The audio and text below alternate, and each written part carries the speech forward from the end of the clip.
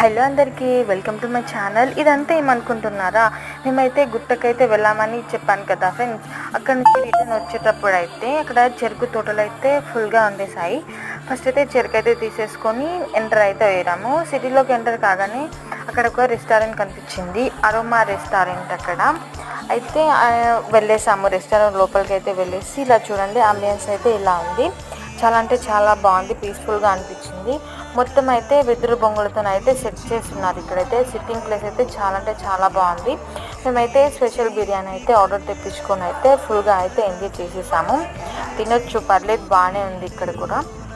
Next ఇక్కడ చూడండి, పైన అయితే సిట్టింగ్ ప్లేస్ అయితే చాలా అంటే చాలా బాగుంది. పైన మొత్తం వెదురు బొంగులతో అయితే ఇలా అయితే సెట్ చేసేసారు.